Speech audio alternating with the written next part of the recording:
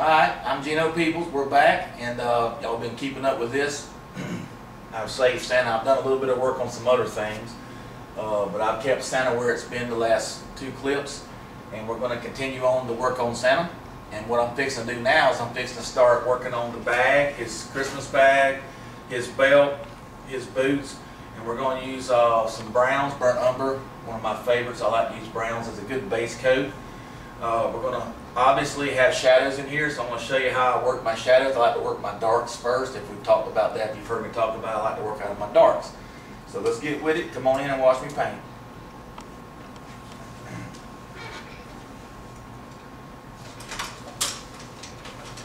I'm going to get a pretty reasonable sized brush out, get the rough end in there, and then we'll switch brush sizes.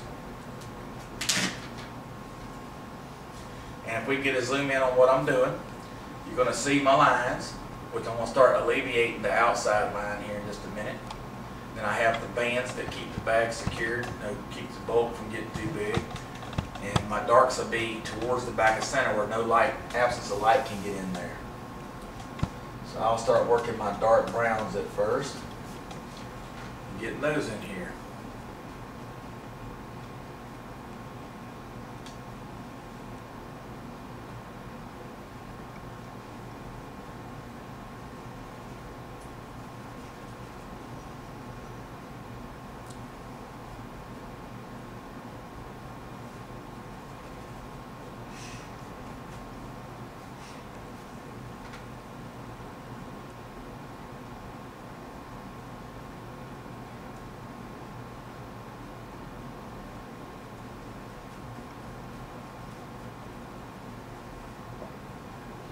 I'm really starting to like how Santa's starting to look here. It's coming together quite well. This red is really starting to add a lot of, starting to put the color balance into my picture where I want to be. I'm pleased thus far. Of course, the good stuff is always last, I call it. You start working on his beard, which will be the next, should be on the next clip if all these browns come out pretty good. Right now, like I said, I work out of my darks, so I'm forcing the darks in behind him here where there's an absence of light. And once I start applying that, I'll give it a couple minutes to dry. Acrylics, the good thing about acrylics is it dries so fast. And if you know how to use them, it really is a good way to go. I love my acrylics. I'm going to add a little bit of brown in here where there's an absence of light. The browns, the browns are a good color to darken your reds. It really works really good. It's in the red family, the dark side of it. And now I'm going to come down here with the boots. I'm going to adjust my easel a little bit, get it up a little higher. Get this part right in here. Get some darks in there.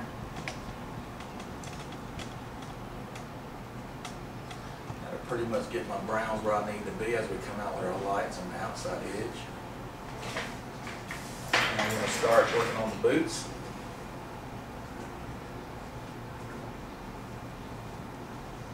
And if you haven't watched the other two clips, what I'm actually doing is mid-tones and dark tones.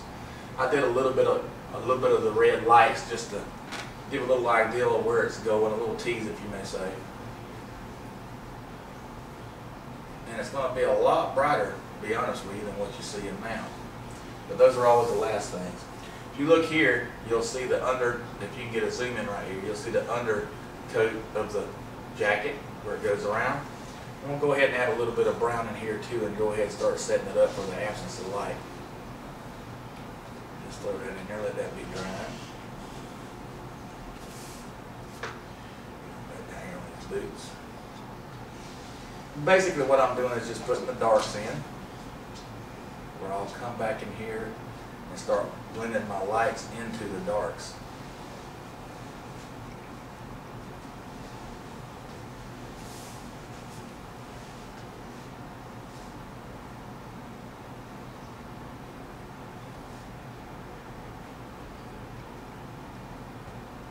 And when you're using a dark color, if you've watched the other two clips, I talked a lot about not losing my drawing. When you're using dark colors, it's harder to keep your black lines underneath visible. So you have to be really careful. And if you have to, you can take a little bit of water, you can dilute the paint down, the pigments, and to let your lines come back through if it gets to a point where you've lost them. And it may be fairly hard to see with the video, but I can see them up here, trust me. The last thing I want to do is lose my lines.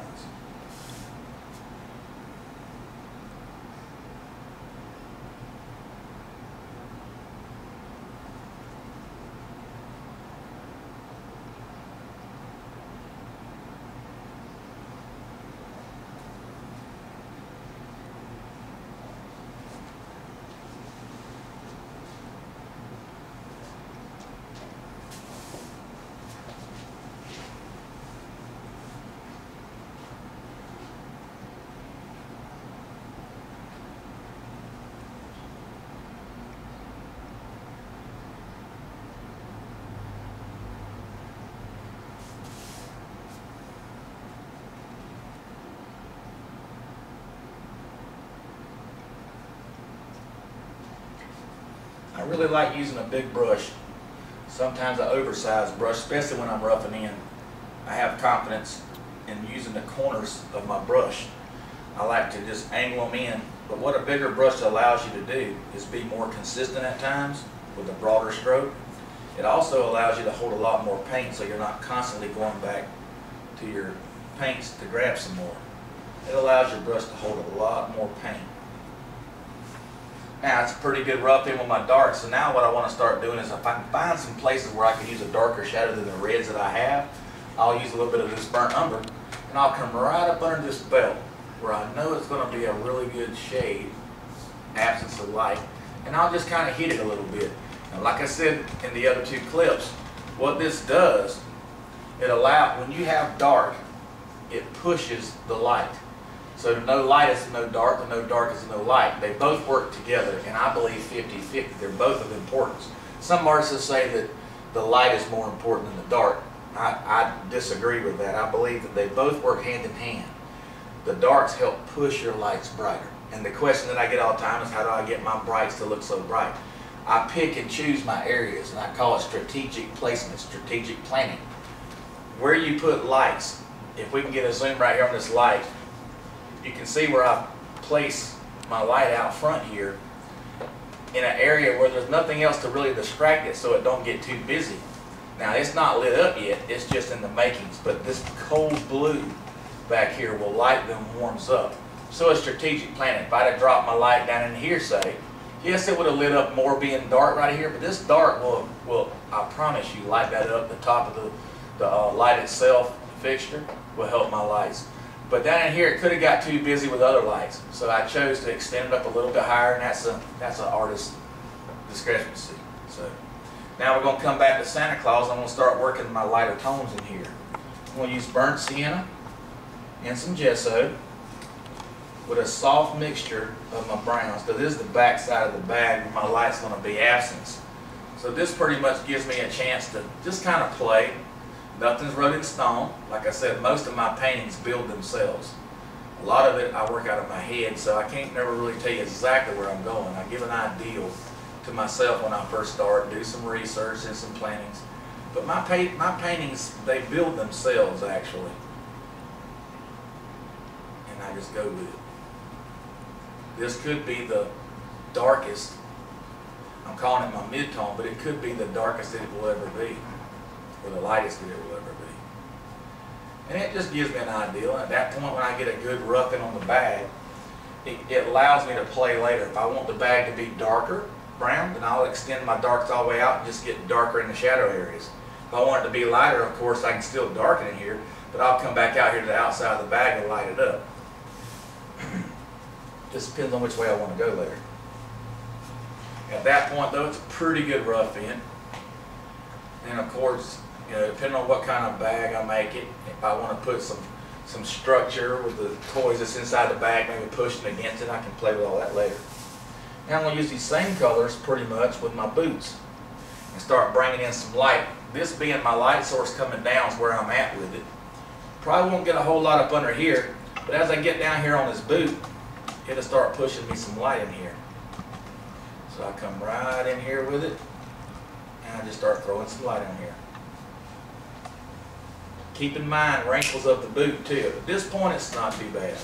So, I have my lovely cat involved here. Anyway, we'll be back for the next clip. Thank you.